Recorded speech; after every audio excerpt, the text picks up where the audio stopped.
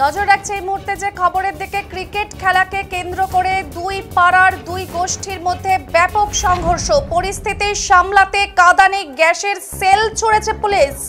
শিলিগুড়ির বাগরাকোটে চরম উত্তেজনা ছড়িয়েছে। বুধবার দুপুরে বাগরাকোট রেল ক্রসিং এলাকায় শুরু হয় গন্ডগোল। রেল লাইনের দুই পাড়ে লাঠি ও লোহার রড হাতে উত্তেজিত জনতা দল বেঁধে একে অপরের দিকে পাথর ছুঁড়তে শুরু করে দেয়। ঘটনার সূত্রপাত একটি স্থানীয় ক্রিকেট ম্যাচ থেকে। ম্যাচ চলাকালীন দ্বন্দ্ব শুরু হয়।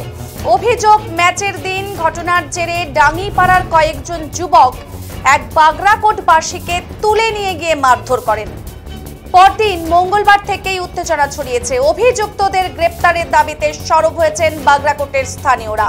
বুধবার দুপুরের এই সংঘর্ষে বেশ কয়েকটি বাড়ি ও টোটো ভাঙচুর করা হয়। পুলিশকে লক্ষ্য করেও পাথর ছোড়া হয়েছে। পুলিশের ভূমিকা নিয়ে প্রশ্ন তোলে স্থানীয়রা।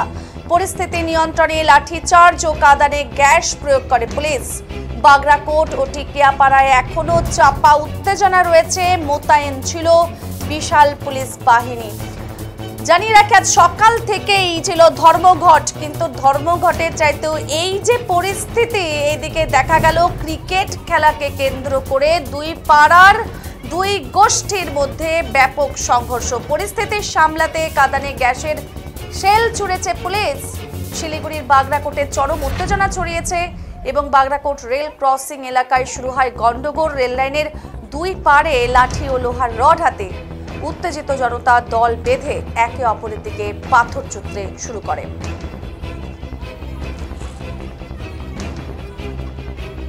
ঘটনার সূত্রপাত একটি স্থানীয় ক্রিকেট ম্যাচ থেকে। ম্যাচ চলাকালীন দ্বন্দ্ব শুরু হয়। অভিযোগ, ম্যাচের দিন ঘটনার জেরে ডাঙ্গিপাড়ার কয়েকজন যুবক এক বাগরাকোটবাসীকে তুলে নিয়ে গিয়ে মারধর করেন। পরদিন থেকেই উত্তেজনা ছড়িয়েছে। অভিযুক্তদের গ্রেপ্তারের দাবিতে সরব হয়েছেন বাগরাকোটের স্থানীয়রা।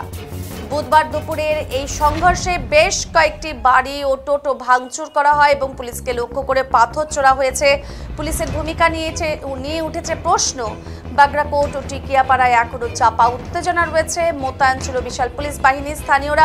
স্থানীয়দের দাবি, টিকিয়াপাড়ার দিক থেকেই প্রথম পাথর ছোড়া শুরু হয়েছিল। পুলিশ পরিস্থিতি সামাল দিতে যথেষ্ট বেগ পেয়েছে। শেষমেশ কাঁদানে গ্যাসের সেল ফাটিয়ে জনতাকে ছত্রভঙ্গ করে পরিস্থিতি কিছুটা নিয়ন্ত্রণে নিয়ে আসা হয়েছে।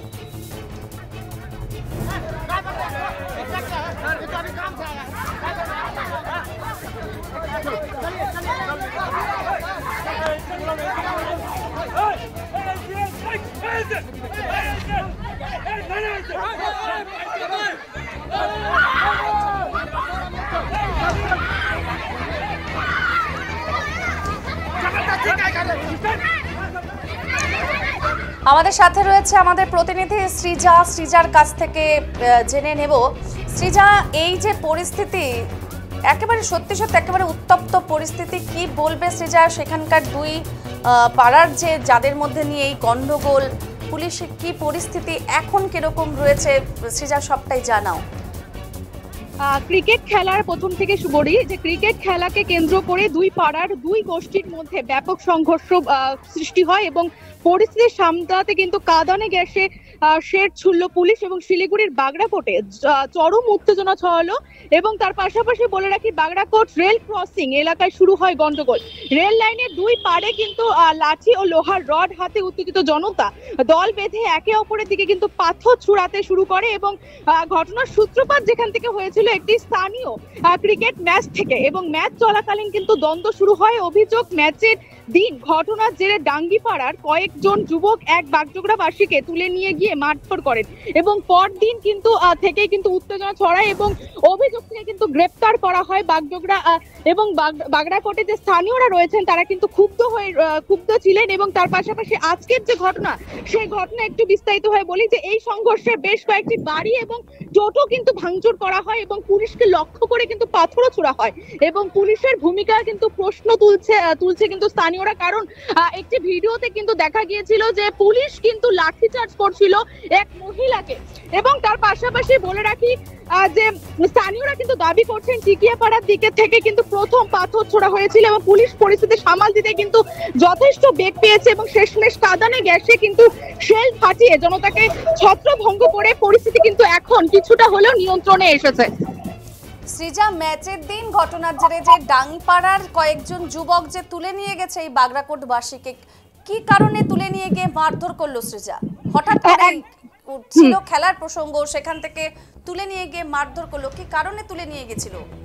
যেমনটা জানা যাচ্ছিল অর্থাৎ যে মানে মঙ্গলবার কিন্তু দুটি দলের মধ্যে কিন্তু ক্রিকেট ম্যাচ খেলা হচ্ছিল এবং সেখানে সংঘর্ষ বাধে দুই গোষ্ঠীর মধ্যে এবং সেই জেরেই কিন্তু এই যে বিবাদ কিন্তু হয়েছে, এমনটাই কিন্তু জানা যাচ্ছে এখনো পর্যন্ত। বিবাদের জেরেই একজনকে তুলে নিয়ে গেছিল। ধন্যবাদ। আমরা কথা বললাম আমাদের প্রতিনিধি সৃজা সরকারের সাথে। নজর রাখছি যে খবরের দিকে যে এই যে দুই মানে গোষ্ঠীর মধ্যে ব্যাপক সংঘর্ষ, পরিস্থিতি সামাল দিতে একেবারে কাঁদানে গ্যাসের সেল ছুড়েছে পুলিশ। শিলিগুড়ির বাগড়াকোটে চরম উত্তেজনা ছড়িয়েছে বুধবার দুপুরে। বাগড়াকোট রেল ক্রসিং এলাকায় শুরু হয়েছে গন্ডগোল এবং রেল লাইনের দুই পাড়ে লাঠি ও লোহার রড হাতে উত্তেজিত জনতা কিন্তু দল বেঁধে একে অপরের দিকে পাথর ছুঁড়তে শুরু করেছে এবং সূত্রপাত হচ্ছে খেলার কি কারণে এরকম ঘটনা, ম্যাচ চলাকালীন দ্বন্দ্ব এবং সেই দ্বন্দ্ব শুরু হয়েছে। আর অভিযোগ ছিল যে ম্যাচের দিন ঘটনার জেরে ডাঙ্গিপাড়ার যে কয়েকজন যুবক এক বাগড়াকোটবাসীকে তুলে নিয়ে গিয়ে মারধর করেছে, সেটিও কিন্তু সেই খেলার ভিত্তিতেই এখনো পর্যন্ত সেটাই জানা যাচ্ছে। পরদিন মঙ্গলবার থেকে কিন্তু উত্তেজনা ছড়িয়েছে। অভিযুক্তদের গ্রেপ্তারের দাবিতে সরব হয়েছেন স্বভাবতই বাগড়াকোটের স্থানীয়রা সরব হয়েছেন। বুধবার দুপুরে এই সংঘর্ষে বেশ কয়েকটি বাড়ি ও টোটো ভাঙচুর করা হয়েছে। তার মানে বোঝা যাচ্ছে সোম মঙ্গল এই দুদিনের রেশ গিয়ে আজ বুধবার কিন্তু পরিস্থিতি একেবারে উত্তপ্ত হয়ে উঠেছে। বেশ কয়েকটি বাড়ি ও টোটো ভাঙচুর করা হয়েছে। পুলিশকে লক্ষ্য করে পাথর ছোড়া হয়। পুলিশের ভূমিকা নিয়ে প্রশ্ন তুলেছে স্থানীয়রা। পরিস্থিতি নিয়ন্ত্রণে লাঠিচার্জ ও কাঁদানে গ্যাস প্রয়োগ করেছে পুলিশ।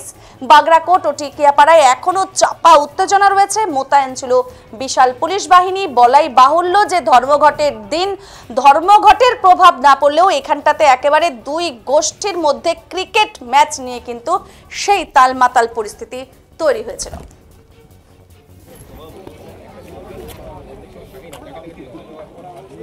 স্থানীয় বাসিন্দারা কি জানিয়েছেন এই বিষয়ে? স্থানীয় বাসিন্দাদের দাবি কিন্তু যে টিকিয়াপাড়ার দিক থেকেই প্রথম পাথর ছোড়া শুরু হয়েছিল। পুলিশ পরিস্থিতি সামাল দিতে যথেষ্ট বেগ পেয়েছে। শেষমেশ কাঁদানে গ্যাসের সেল ফাটিয়ে জনতাকে ছত্রভঙ্গ করে পরিস্থিতি নিয়ন্ত্রণে নিয়ে এসেছে পুলিশ।